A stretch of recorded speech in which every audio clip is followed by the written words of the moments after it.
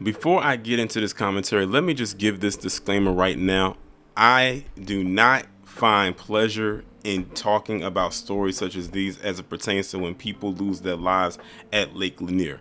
I want people to grasp that as I say this into this microphone right now, because some people be like, "Oh, he's talking about Lake Lanier again. He's wants to be proven right, or this is one of those I told you so type of moments." Trust and believe me, it's not that. If I wanted it to be that, then that's what it would be.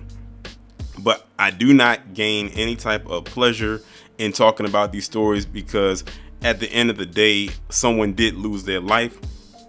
But also at the same time, we keep warning people to stop going out there at that lake and testing fate.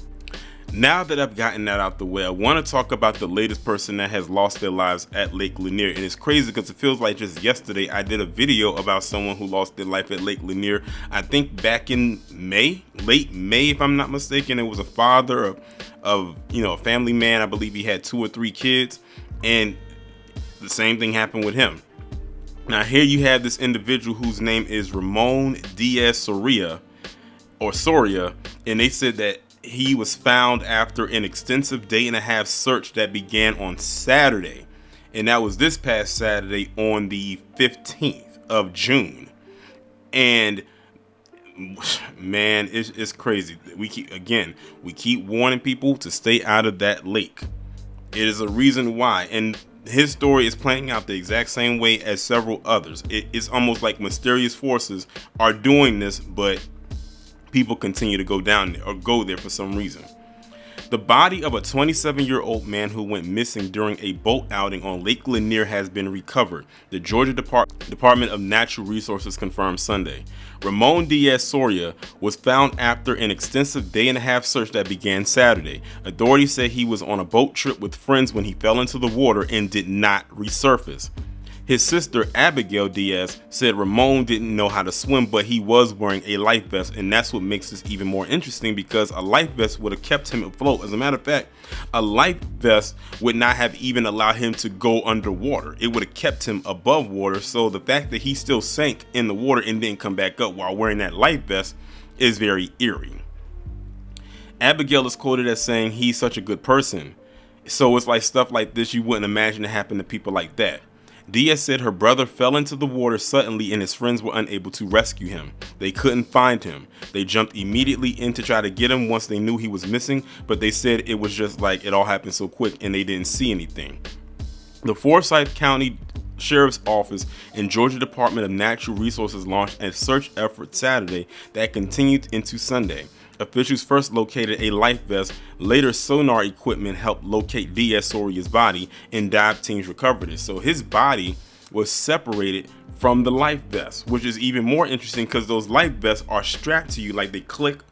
They might have some Velcro, but it should be secured to your body to the point where it doesn't come loose and detach. And they found him separated from the vest. And ironically, they mentioned that sonar equipment because if you remember last year, I did a video talking about this man who was, I believe, fishing with his wife, and he went underwater and they had to use a sonar type of device in order to find him. Not saying that they don't use this kind of equipment anywhere else, like in the ocean or wherever, when people go missing like that.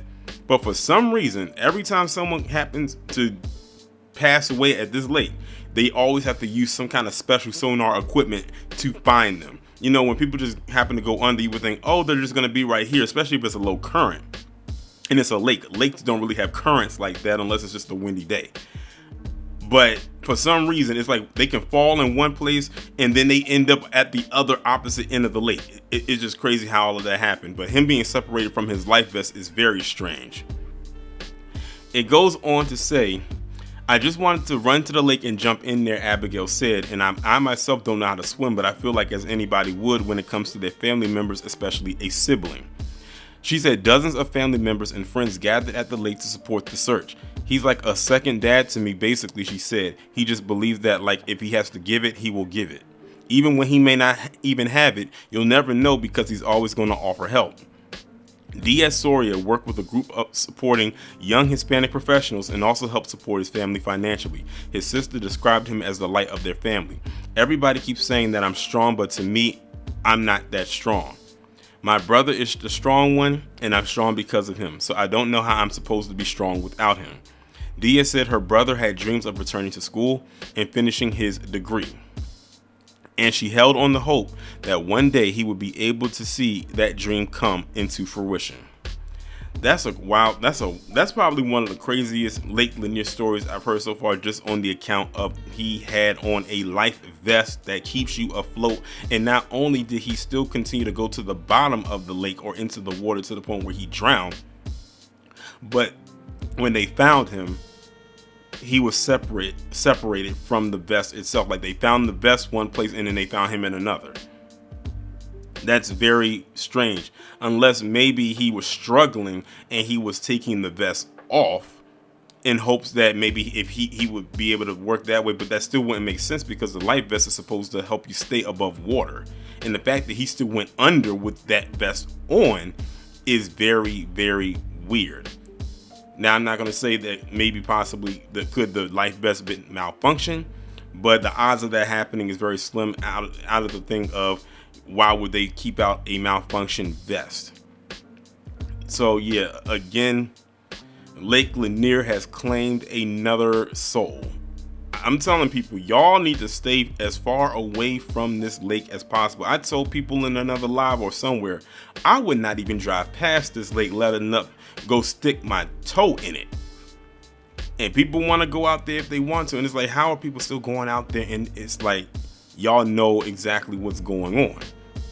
The stories are public knowledge. It's not a secret that this lake has a huge dark history behind it, mainly because due to what happened with our ancestors. But people want to keep going out there if they want to, but it won't happen. It won't be with me. I wouldn't even go down there just to take a picture of it. I would feel like something's just gonna come right through my screen. That's just, I guess maybe that's the superstition in me, but personally I wouldn't do it. That's just me though. But y'all let me know what y'all think about this down in the comments, and I will talk to you in the next one.